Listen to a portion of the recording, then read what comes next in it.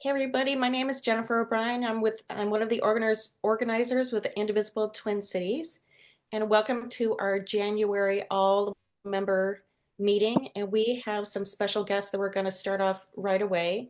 Thank you so much for coming. We've got a lot of people putting in the chat where they're from. Cottage Grove, Edina, Crystal. It's from all over the place, well beyond our Indivisible territory. So that's fantastic. We are so happy to see you here, and we are so pleased to have three representatives right now. We're waiting for a fourth to join us, but Scott Dibble, who is senator from SD 61, right? And then a representative, we have three representatives here. We have Julie Greene from Edina, Kelly Herr from St. Paul, and then Steve Elkins will be joining us from Bloomington in a few minutes. But it's great to have such a broad territory represented from our district. And thank you so much for joining us tonight. How's everybody doing? Doing great. Thumbs up, thumbs up. So for everybody who's in the audience, again, just a reminder that we're going to keep everybody on mute, but put your questions and started with question, and then is the sky blue? Are cats or dogs better? It's dogs, but frame it that way with the question at the beginning. So, and we'll try to work them in. We do have a set of questions that we want to get through, and there's a whole lot going on. So let's just dive in. But first, Yeah, the Jordan, go ahead. mindful breath exercise. Oh, yes, the mindful breath exercise. Yes, I had suggested a primal scream, but everybody else said no. So since you're on mute, you can do either one. So it's been a lot between what's happening in our state and what's happening on the national level. We've started doing these three mindful deep breaths at the beginning of all of our meetings. So if you want to go on mute, we'll just take a minute. I'm going to go on mute.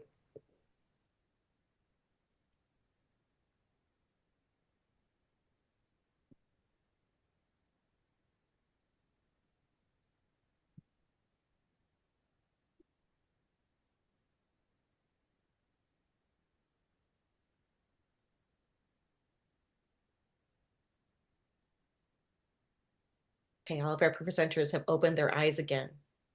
So welcome. Okay, let's dive in. So we're going to start with going to each of you and say, tell us a little bit about yourself, your district, and if this was an ideal session, what issues you're planning to work on this year, and what can actually get done. So, Senator Dibble, why don't we start with you? Well, thank you so much. I'm really happy to be with everyone. I usually don't wear my suit in my own house like this, but I really just got home from work. And so I thought, what the heck, I might as well look like a senator for the call. Um, I represent Senate District 61, as you mentioned, which is much of Southwest Minneapolis, about half of downtown, the southern half of downtown, and a small sliver of North Minneapolis, south of Glenwood Avenue. I'm one of the co-chairs, and we'll talk a little bit about why I say that in a little bit, of the Transportation Committee. I've been the chair of the Transportation Committee in the previous sessions. And as per usual, I'm carrying a lot of legislation, but on my focus is in several areas. One is, of course, transportation. As everyone might be aware, we passed a fairly substantial kind of once in a lifetime generational transportation bill in 2023 with significant new resources to upkeep our aging roadway infrastructure, make sure that small communities have the resources they need to attend to their roads and bridges and the like. Also in the metropolitan area, we do what I call fully fund transit, which we're very, very proud of, as well as transit in greater Minnesota, as well as substantial investments in bicycle transportation and walking and microtransit and disability transit, et cetera. But what I'm very focused on is making sure that we are building the transportation system that that serves everyone, that has an equity focus, that has a focus on serving everyone of any age or ability, and really get out of that transportation system, both in terms of equity, but also in terms of climate and our future, what we need. We've made tremendous strides, but there's a lot to do in terms of reforming how we go about planning and involving communities in envisioning what they want for their future. Some other items on energy. I serve on the energy committee, and I want to be sure that low income energy assistance programs serve people in the summertime months as well as the wintertime. That's actually when people suffer the most distress in terms of their ability to pay their bills. And when people really need energy, because we now know with global warming, that heat-induced health and worse is a worse consequence than we find even in the wintertime. There's a lot of work to be done in the assisted living and skilled nursing facility, nursing home arena. So I'm working on substantial reforms to finish the work we started in licensing assisted living facilities a few years ago. I'm very proud of that work. A lot of that initiated out of this Senate district with the grassroots activists who brought all these issues to our attention, but a lot that was left undone. Because of industry, I'm very concerned about the role of private equity in healthcare and in long-term care facilities, as well as home-based waiver services. I have a number of other issues, but that's good for starters. Okay, thank you so much, Representative Hurd. Do you want to talk about your district and what Yeah. your goals are? So thank you for having me on tonight. I'm really glad to be joining all of you. 151 people, that is fantastic. So I represent District 64A. So for those of you who might not know St. Paul very well, it's if you know I-94, I'm south of 94 from the Mississippi River to the cathedral, and my southern border is the St. Clair. So I have like a long rectangular piece, right, what we would consider, I guess Dave Pinto would call it the south side of St. Paul. But I represent a district that I think is just the most fantastic district I could possibly represent. They are people who empower me to not just, they know that we are doing better in our district than most people in other places. So they empower me to really do work to support all of Minnesotans to ensure that we're all doing well. And so I'm not sure how many of you know this, but last year I was the chief author of the Equal Rights Amendment and also the House chair of the Reproductive Freedom Caucus. All of the work that we did to protect trans rights, to protect reproductive rights, abortion care, health care, all of that was priorities of the Reproductive Freedom Caucus. And as you all know, the first bill that we passed was the PRO Act. And so I'm really proud of all of that work. I have turned all of that really important work over to Representative Finke. I know that sometimes it's important to pass the mic when the time says, there needs to be someone new to be the face of some of this work because it is changing. And so the work continues. My priorities, if we had the kind of session that I would have hoped for, I would have continued to work and support that work, the ERA work, the work on reproductive rights and protecting what we did, but also that other issues that are really important to me. I sat in health for 2 years and really looking at our healthcare structure and like Senator Dibble talked about the privatization of healthcare, but also just really understanding how our system interacts with each other, the cost of prescriptions, cost of healthcare coverage, lack of coverage, just so many things in healthcare that we need to fix. I also have been the author of a gun bill, lost and stolen firearms, which I'm bringing forward, but another gun bill has been presented to me, and I'm having conversations around that. Even if this isn't the ideal situation, I will likely carry a second gun bill. And I continue to work on environmental issues, especially from the justice lens. I think that a lot of times we do our environmental work, we forget to look at who is the most disproportionately impacted. And so I continue to do that work and carry on smaller bills that oftentimes people don't know that I carry. So around, things like microgrid research and around some of the new technology that is coming around irons and magnets, so that we continue to fund new technology so that we don't have to rely on outside sources like China. And so there's a whole host of other things that I really care about that I work on, but those are just some of the major issues that I continue to move forward and continue to work on. I am the co-chair of Commerce this year, so consumer protection remains high on my list, in addition to actually, we'll just leave it there. Consumer protection, really big for me. So, well, I'll let Julie go. Great, thank you so much. That is a ton. Julie, you're a freshman this year. tell me what your perspective is and what your goals are for this year. Yeah, thank you so much. Thanks for having me on. And I recognize a lot of friendly faces out there, so it's good to see people. I see Lynn. I see you smiling. Yes. So it's really great to have this meeting tonight. Yes, I'm a freshman. I'm definitely getting my sea legs. If unless you've been hiding under a rock, you know that there's been, a kind of a bit of a rocky start to the session. However, I want to address and just tell you a little bit about me and then things that I'm working on. And I did like the question on what can we still get done this session. And I remain optimistic and hopeful for a lot of good work to still be done. So I represent 50A, which is about 75% of Edina and a couple precincts in Bloomington. If anyone is familiar with Representative Heather Edelson, who held that spot for the past 6 years, it is the same seat in the House. The committees that I am on and where my attention is right now is I'm on both education committees in the House, so education policy and education finance, and then I'm also on transportation. A lot of the work that I am coming into this with is recognizing work that's already been started and how do I pick up where we have started things and move them along.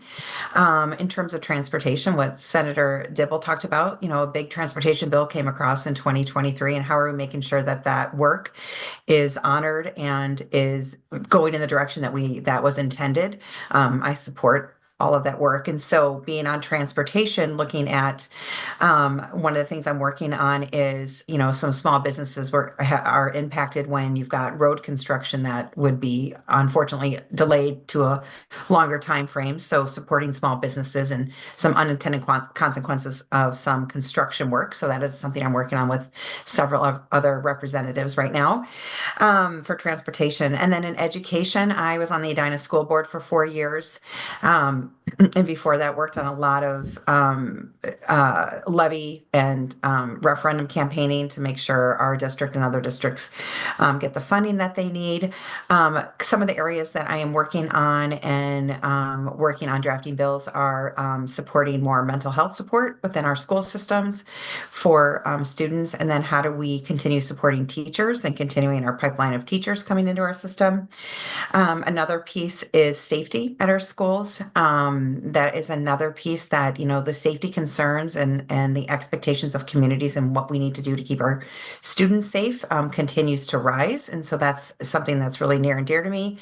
One of the things I'm looking at too is currently, anyone can have a firearm in their car in any parking lot. So if we have students that are competing in a high school event at a hockey arena, right now there are no protections to protect that parking lot area and have it free from firearms. And so that's something I'm looking into.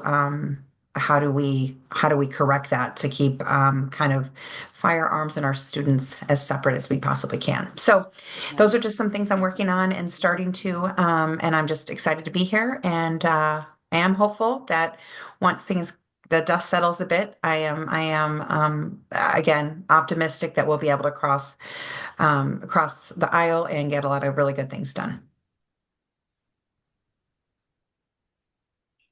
I'm on mute. Okay, thank you so much.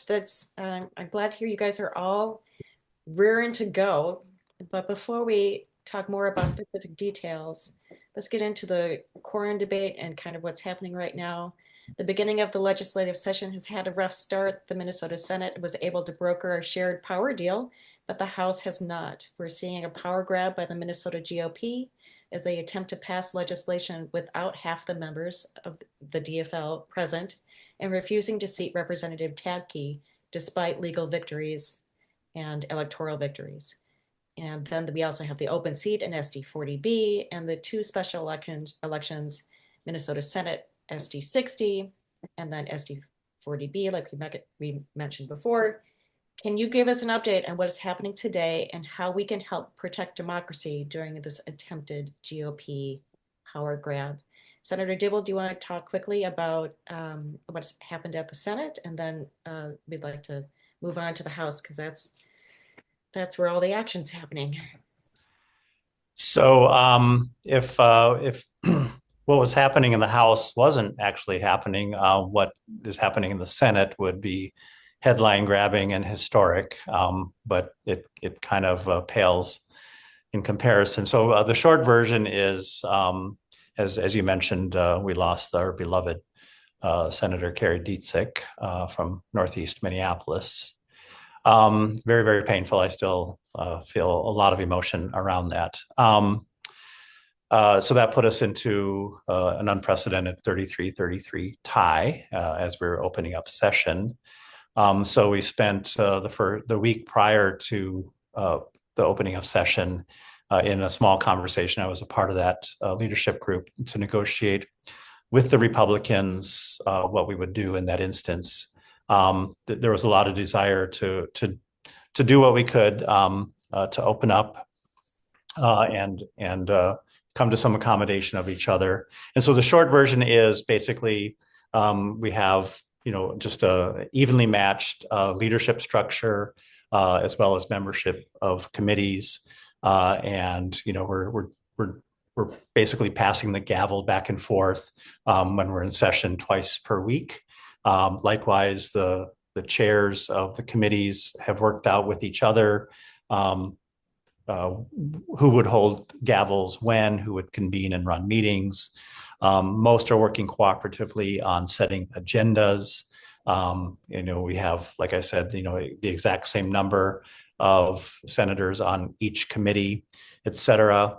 There's a number of other elements, some of them which will last beyond this period of time until the Senate District 60 seat is filled, which will happen on January 28th. And then the individual who wins that, which will most likely be a fellow by the name of Dorn Clark.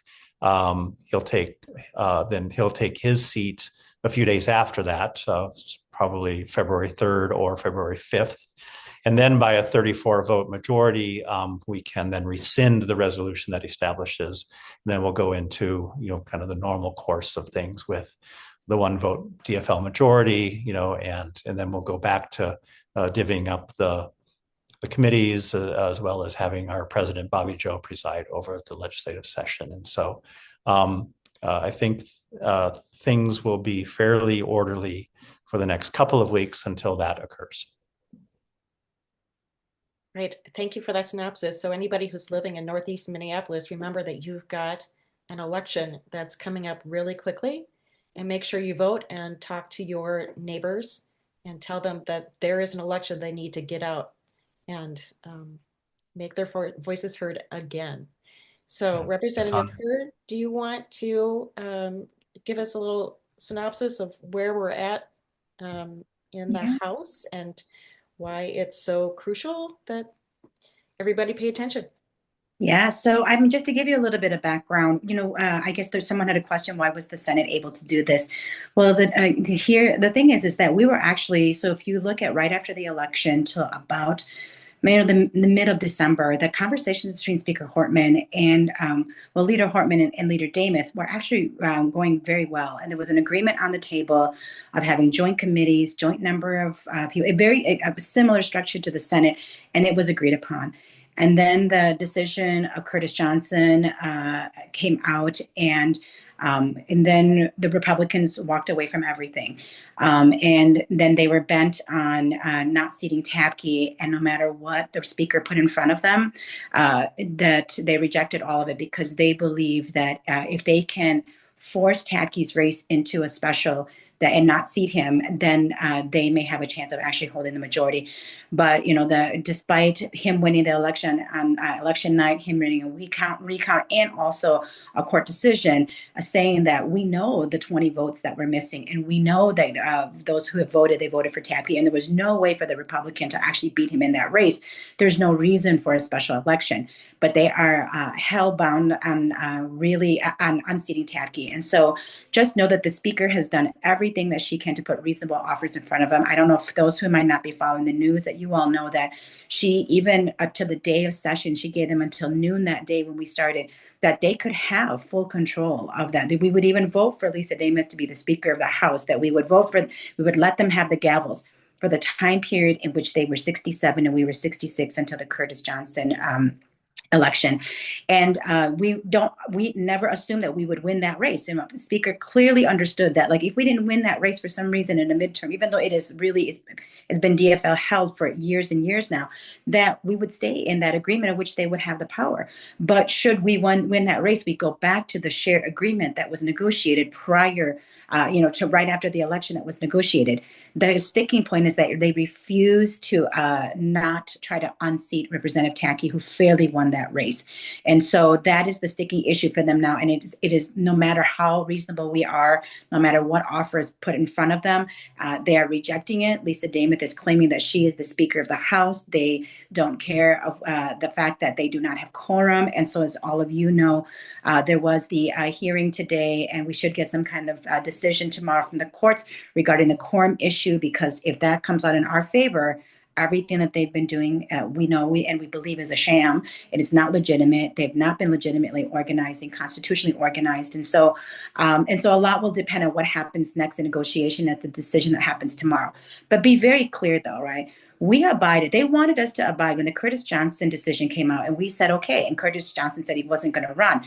They want to listen to the courts in those situations, but they do not want to listen to the courts in the Brad Tapke situation. And all we're asking is consistency. If you want us to honor what the courts are saying, honor what the courts are telling you as well. And so there is a lot going on right now. There's a lot of moving pieces, but there will be more to come. And you all should be hearing from public announcements from the speaker after tomorrow when the decision comes out. Thank you so much. I was listening to some of the hearings today. They live streamed it at 1 p.m. today, and I could only listen for a little bit of a handful, but it was fascinating to hear. And did they say that the ruling will come out tomorrow on Friday for sure? We suspect that it will, but I mean, there's never any guarantee. We thought the Tapke decision would come sooner than that, and it didn't come until the day of session too. So as much as we anticipate a decision tomorrow, there's always a chance that it will not either. Okay, great. Representative Greene, do you want to talk about the whole messaging issue and any more about all the details that are happening here? What, from your perspective, I know you came to SD 50 last night and did a great job explaining everything there as well. No, I mean, I echo Representative Her and how she explained. I think it was very succinct. I think there's a couple details that I think are also important to think about. Is one, with this power grab, the governor or the Senate have not recognized the House as being organized. And so when we talk about what's going on there, because if you turn on House TV, it looks like business as usual, and that's actually not what's going on. And so I think that that's just a good thing to remember, especially if you're having conversations with other neighbors to talk about what's going on. And the other piece too, I think, is as a freshman, as a freshman coming in, I don't know anything different. Obviously, this is very unusual, but I am very proud to have a voice in this and to stand up and say, you know what, this is actually democracy we're standing up for, as clear as day. And um, I was talking to a constituent. I've had a lot of people across the aisle. I talked to the Senate District GOP chair yesterday on the phone for quite a while. And I said, the DFL had the trifecta for 4 years, and not once was there a conversation to unseat a duly elected member of the Republican Party. It would not, it didn't, there was not even a discussion. And so the audacity to say that, and there's not a lot of response when I put it out that to them that way. And so obviously it's sticky times, but I am very hopeful for the Supreme Court hearing, and that's going to rule in our favor. And we will get through this. And I have no doubt that once we do, and the dust settles, that we'll be able to work together, because we have to. I mean, 68 votes is needed to pass any bill. So all the bills that are being introduced right now, it doesn't really matter, because if they can't get one extra Democrat to come along with them, things aren't going anywhere. So. Okay, I do have one question that was brought up last night, which was we're seeing the Republicans saying that they're um, bringing all these bills out of committee into the floor without you guys there, without half of the half of the representatives there. What happens to those bills that they have been talking about And after, let's assume we hear on Friday? What happens to those? so to Representative Greene's response is that nothing can happen to any of those bills because they don't have 68 votes to pass the bills. And they can't even move bills between committees or bills to the floor without the votes. And so I think that they're talking a really big talk, but they cannot do anything without 68 votes. And especially because like Senate is not receiving messages from and neither is the governor. I don't know in what world that they think that they'll be able to execute on what they are saying. They can send whatever they want to there, but it just I can't even imagine a scenario in which anything happens with them. Okay, thank you. That's a relief. Jordan, are you seeing any questions about the quorum in the chat? Yes. One question from Victoria. Uh, why would you act reasonably when with Republicans when they are doing a power grab? Why not be tougher?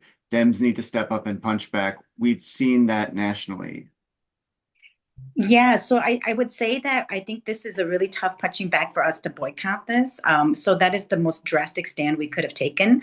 Um, I would also say that we are also, and maybe this is the perpetual problems with Democrats, or it's like we are reasonable and logical. We also understand that we cannot pass anything without a Republican to vote with us either, which means that we are responsible for ensuring that our executive branch is Democrat. Our Senate right now is majority Democrat is held by Democrats.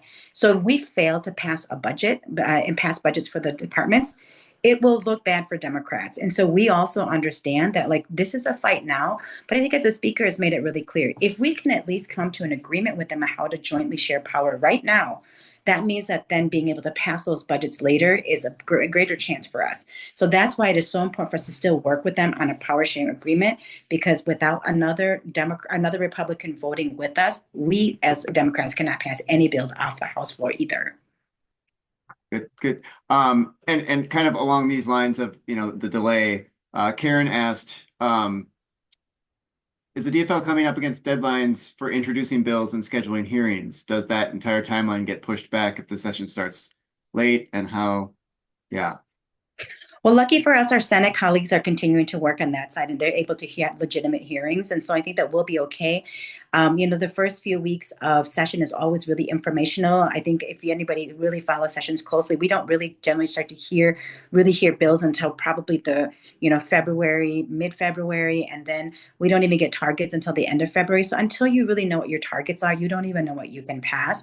We haven't pushed anything back. I think as the co-chair of Commerce, what I've been doing is ensuring that our DFL members are getting all of the informational that they would have gotten in committee hearings. They're getting it outside of it. So like I've been scheduling tours for understanding how insurance is impacting people, whether it's healthcare, whether it is auto and property.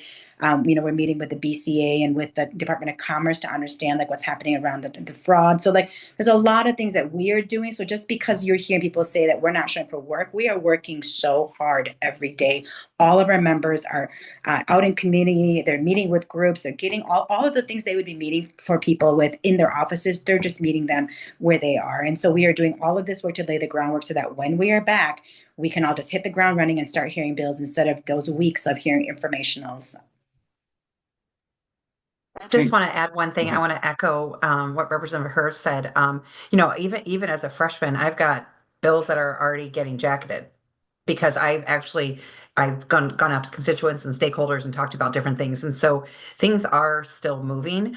And I've gotten a lot of information on the committees that I'm on. And, we did a lot of training, even though people think we're just in session, I can tell you, even coming in after I got elected, the amount of work that was going on in November and December was incredible. The other piece that kind of like how can Democrats hit back, that comment that was made, I will say the caucus is unbelievably strong. And I think that is a big statement for what we're taking a stand in. And I think that Republicans may want to kind of, at least at the beginning when this was happening, like there's no way that everyone would not show up for and deny quorum. There's no way they would ever do that. And that's exactly what we did. And so I think that sends a really strong message. And so I just wanted to point that out. Thank you so much. No, oh, go ahead. Oh, can I just add to what Representative Greene said is that, I saw some of the chats and asking like what people can do. There are some of our members, like I'm in a really safe seat. When somebody sends me a mean, email telling me that I'm not doing my job, like I have 10 other people who said, keep standing strong, do not show up until you're in agreement. But people like Representative Tapke and people like Representative Wolgamon and Norris and Stevenson, like they're getting hit hard. They're having tons of uh, mail and digital ads and all kinds of, as if we're still in campaign season, really hitting them hard. I mean, Representative Wolgamon, if you read in Cloud Times, his county issued a resolution to tell him to get back to work and like to represent them. And they said that they weren't being partisan, but that was brought to them by a GOP, right? Like these are the individuals who really need to hear from everyone saying, please keep standing strong. We have you. And like, we will need help. Like I know I'm thinking 2 years out now already about when elections are coming up. Like there will be consequences to us fighting for Minnesotans and ensuring that like we don't let them have the majority, because they will repeal everything we've done on trans rights and on reproductive rights, and they will repeal getting rid of being able to cover MA to cover undocumented individuals. Like that is their goal. If you look at the bills that they've introduced, they have introduced the ugliest, most terrible things already, and we're just at the beginning of session. So really organize now and help these representatives in vulnerable districts so that they are also hearing that like you're standing with them, because they're not hearing as much from their district. They're getting as much ugly and very little, positive. So that would be something that'd be really helpful for us. All right, we could talk about this all night, but we've got another really big issue that's affecting a lot of our neighbors in Minnesota and across the state, and that is immigration. The question that we'd sent along was, do you support the ACLU Firewall for Freedom and the North Star Act, which will prevent local law enforcement from cooperating with ICE? What else are you planning to do to protect immigrant neighbors from the Trump mass deportations, which, the news yesterday, we already had ICE going into communities across the state. So I would love to hear, Senator Dibble, do you want to start from the Senate perspective? Certainly. The quick answers to both questions on the ACLU plan and the North Star Act is in very strong support of both. Of course, whether or not we're able to get the legislation that's outlined in the firewall document, as well as the North Star Act passed, is probably unlikely. That being said, I think we should talk about these things, hear them, et cetera. At a minimum, as folks may be aware, we've passed a number of substantial protections, as well as ways to secure the lives of people who don't have documented / legal presence in Minnesota. Driver's license for all. Making sure people have access to health care, other kinds of laws and programs that stabilize and secure lives. We need to stand strong for those and stand up for them. We're going to rely very heavily, of course, on the governor and the state agencies and the attorney general and local units of government to make sure that things like cooperation, having our local service providers and law enforcement basically federalized and deputized, that should not happen. We shouldn't be inappropriately sharing data that's going to expose people to harm and the like. To the extent that we can keep our own National Guard out of these sorts of activities and the like, we need to.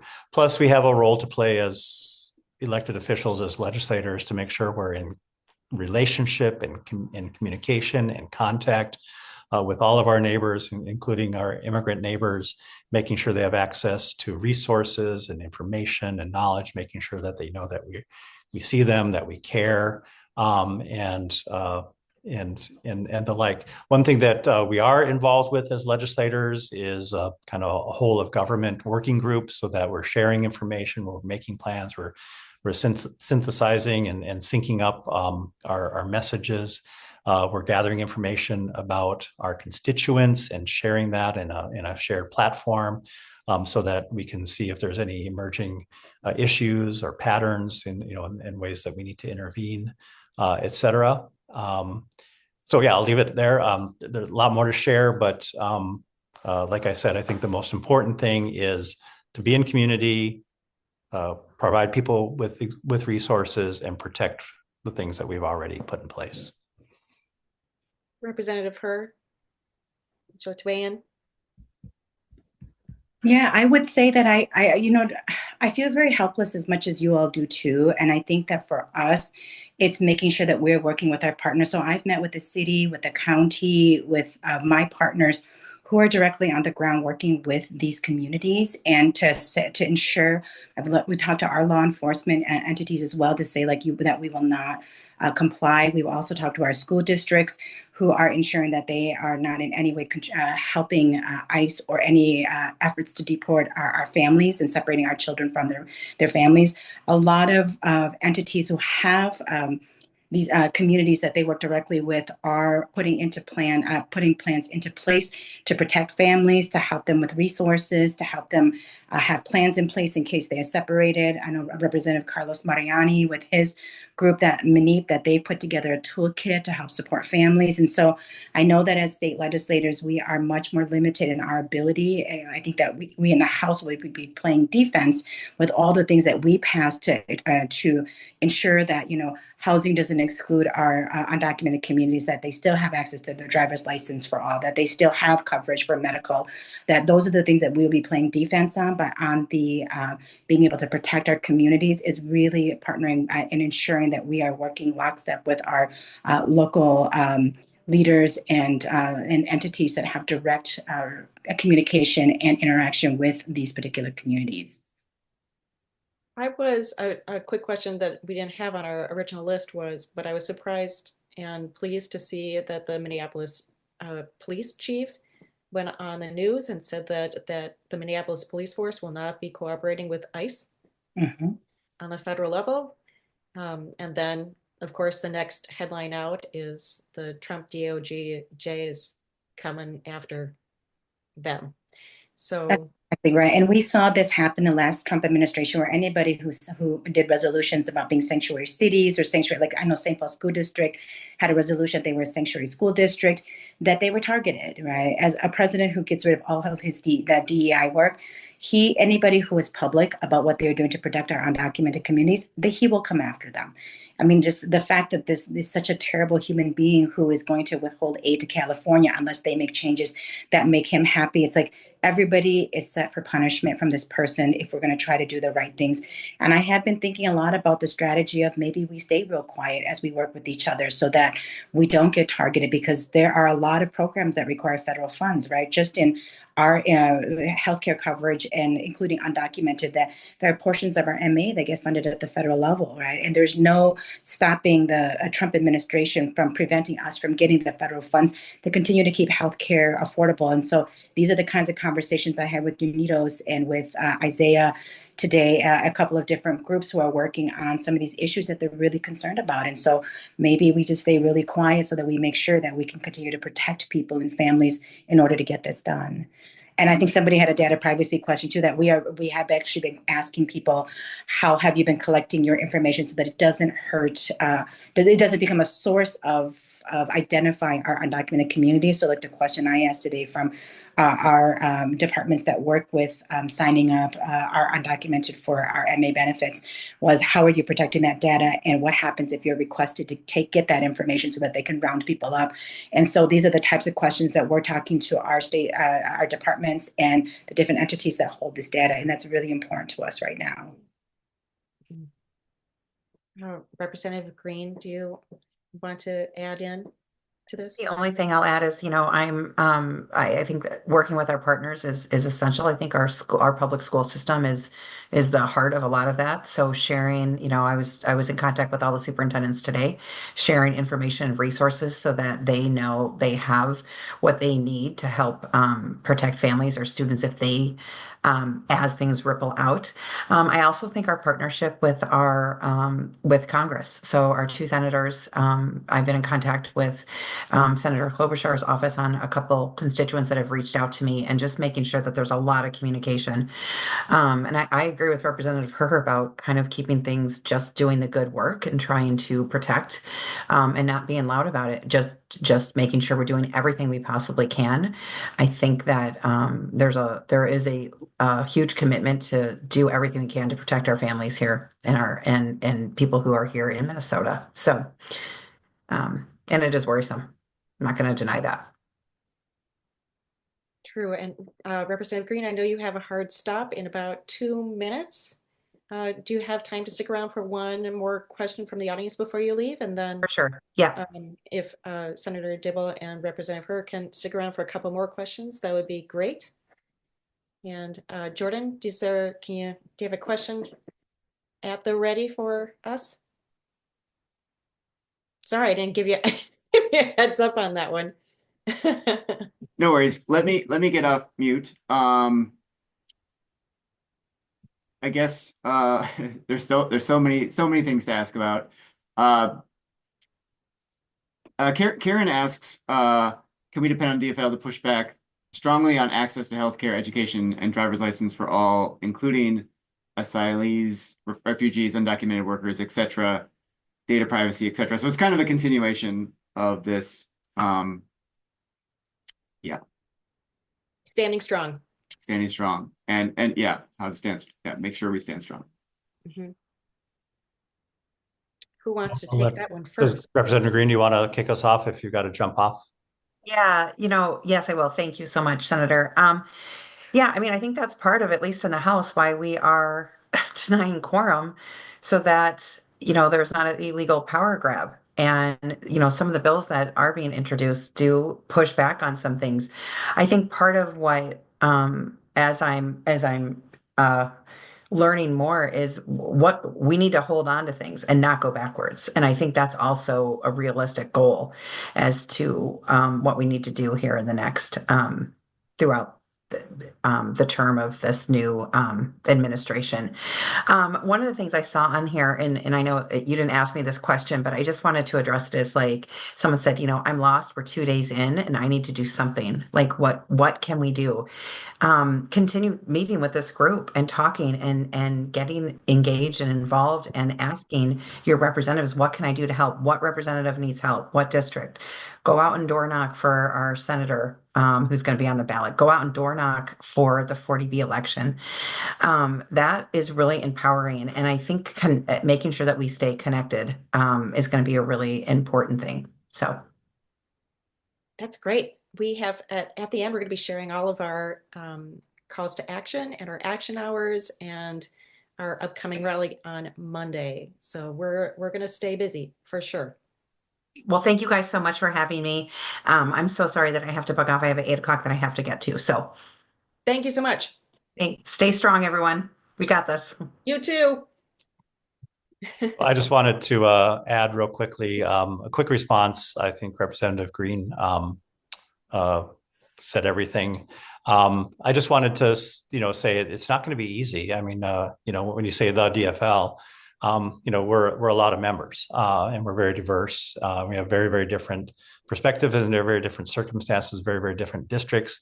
And to the point that Representative Herr made earlier, the kind of bullying tactics, the blackmail gun to your head tactics that we're going to have to withstand and the pressures are going to be gigantic to step away from transgender young people or step away from our immigrant community or, do a number of things.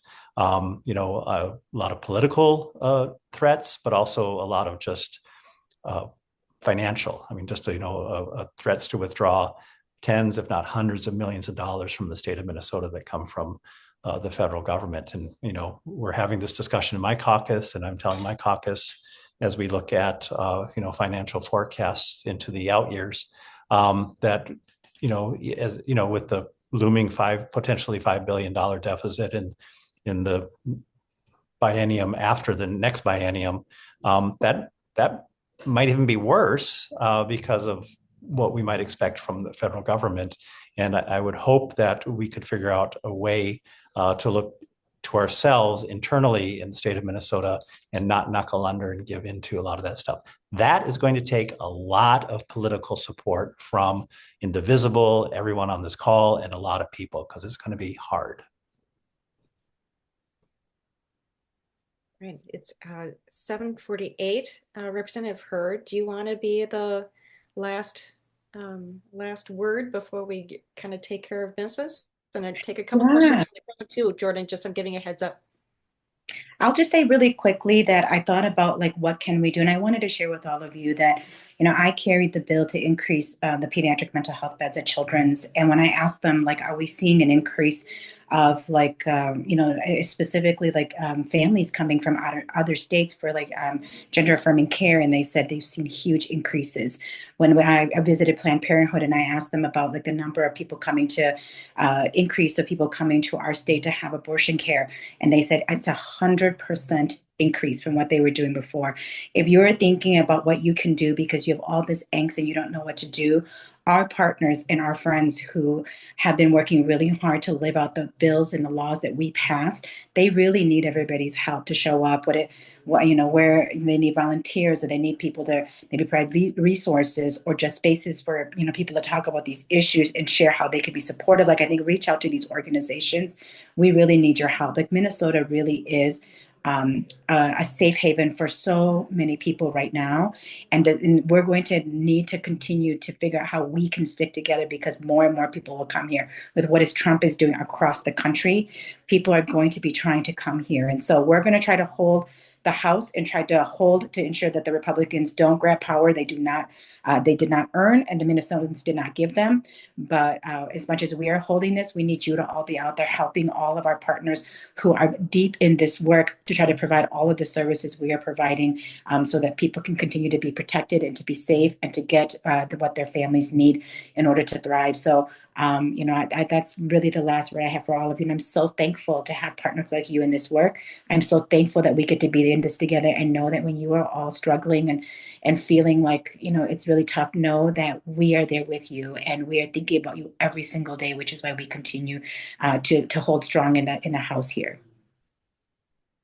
Thank you so much. Jordan, do you have a question that's ready to go? I think there was a great one about it's been talked about in particular, how do we, and now so many questions are coming in that's gone away from my view, but in particular, how do we show support? So it's calls and emails to you guys telling you guys what we support, right? That's a big thing. Like you are keeping track of how many people are calling you and sending you postcards or emails on issues, because you want to know how we feel about things. Yes? Or do you want to talk more about that?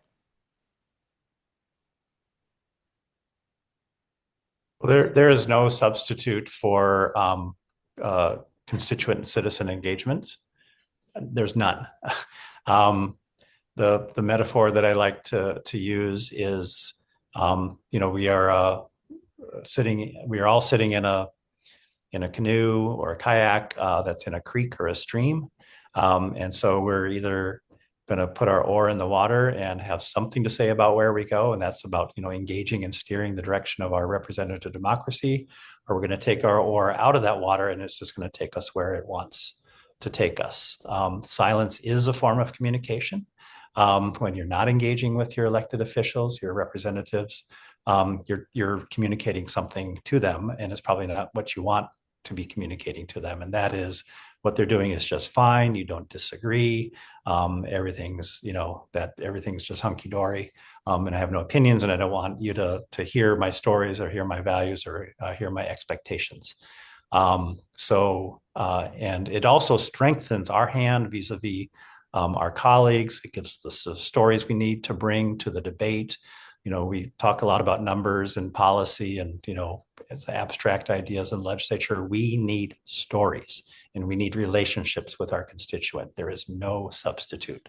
I also wanted to just drop one other thought. I started typing it, but I'll just articulate it. And another very important thing to do is support the community-based organizations that are working directly and closely with the vulnerable and marginalized communities, whether that's reproductive freedom, Planned Parenthood and the like. Folks are coming here from all over the country to get mifepristone and abortion care, whether that's Family Tree Clinic or organizations that serve the LGBTQ community out front, or whether that's Unidos or the Immigrant Law Center, a number of organizations that are working with our immigrant communities. Support them with your time, your money, any way to support those organizations, because we're going to be very, very reliant on them. That is great advice. And it's now 7:53. And Jordan, do you want to talk about the call to action that we had planned for this evening? Yes. So I will put we have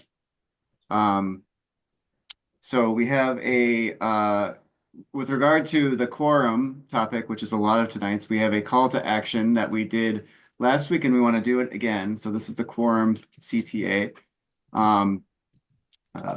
Oops, give me 1 second. So hopefully you guys will be hearing from a couple of people tonight in your email boxes. And basically, so if your representatives are Republican, we have a little different script versus Democrats, but ultimately we want to get through this, get back to work. We want certified elections to be recognized, and so that's our quorum CTA. And Representative Hurt and Senator Dibble, I think you both shared that you have a hard stop. So if you want to hang out for that, that's great. If you need to hop off, that's good too, because we just have 6 minutes left and it's really going to be about upcoming events. So thank you so much. We really appreciate all of your time tonight, and I'm pretty sure you'll be hearing from more constituents going forward. This is fantastic. Thank you so much. Thank you. I put a little note about how to get in touch with us. Do it the old-fashioned way. Meet us, talk to us, send us emails, send us letters. Thanks. Appreciate the opportunity. Great. Thank you so much. Have a great night. Okay, now Jordan, do you want to hop on the screen with me? Sure, I will join, I will share, I will add myself to the spotlight. So I'm not alone. What a great turnout tonight. Before you go, please, we have many important upcoming events. The first of which is Monday at the Capitol. We want to, so that there are meetings and in session, and the Republicans are showing up as if it's just business as usual, and we want to say these are sham sessions. Do not, recognize the tab key 54 election, and let's get back to work. Recognize these elections and so we can all get back to work. So details on the Mobilize here. In the chat, check the chat for the link for that event. And this is part of a week-long or a 2-week effort by a whole number of organizations that we partner with, including Pro-Choice Minnesota, Aliveness Project. Yep. Each group is kind Left Metro. Yep.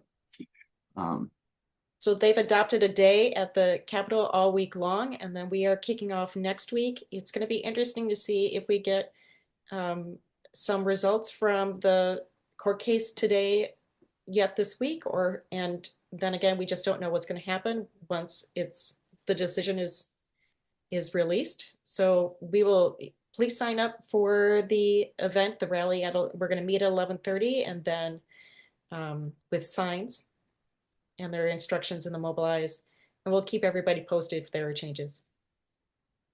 Also, there's Action Hour on Tuesday.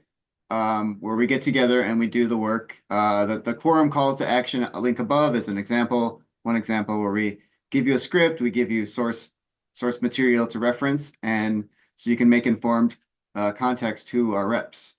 And then following Sunday, is Eden still on? I'm gonna ask him Yeah, to, hey Jordan. hey, welcome Eden. I'm gonna add you to the spotlight. Oh, And cool. then so Eden Schwartz is going to talk a little bit about legislative advocacy. And Yeah, yeah. yeah. Hi, all. So yeah, Idan Schwartz. I am a new member with ITC. I'm helping to organize an event coming up on February 9th, I believe, 1 o'clock. So we planned on February 9th. Um, Around legislative advocacy. Somebody just asked, are we going to meet with our reps? We're going to meet with our reps.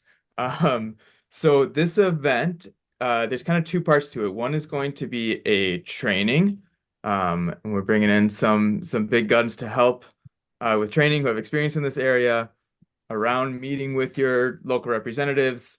That might be house reps like we met with today, but we're talking about getting, small groups of people into your representative's office in person, to kind of speak your mind with them. So half will be training on that.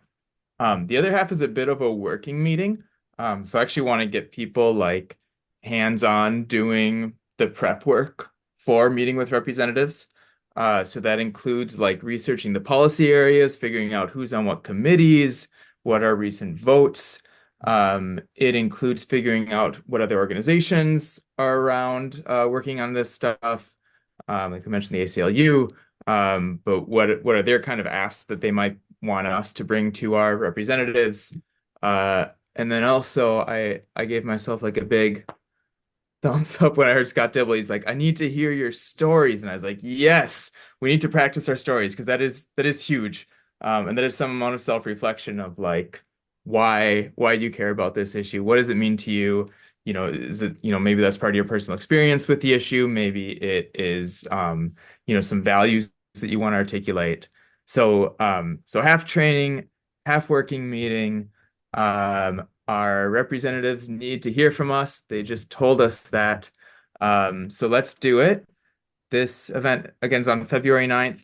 It is the day of the Super Bowl, but we will have you out with plenty of time to get your Super Bowl snacks ready.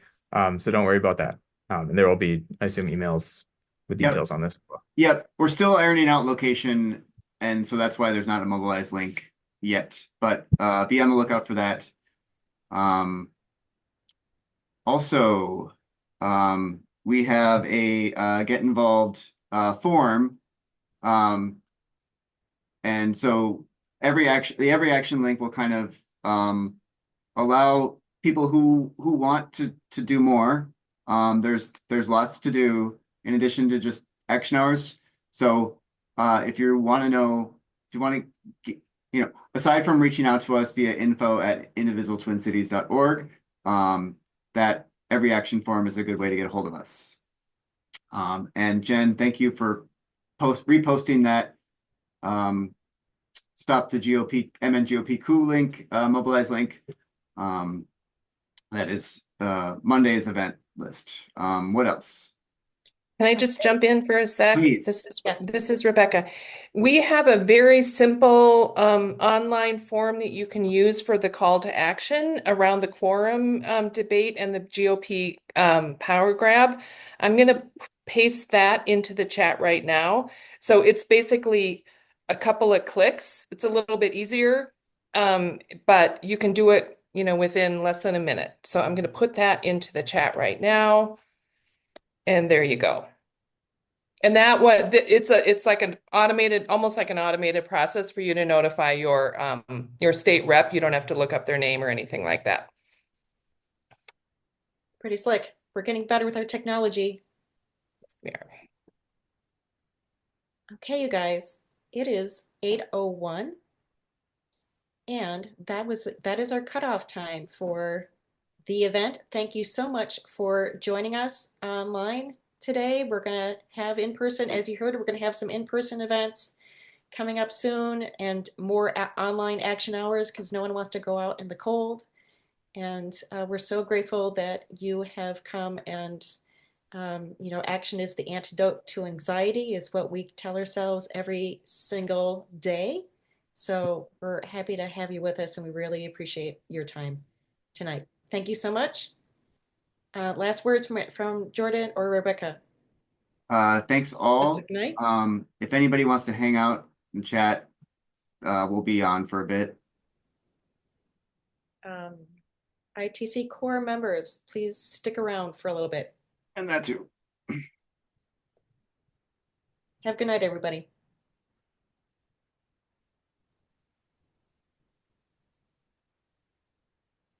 I think I will stop recording. Yes, please do.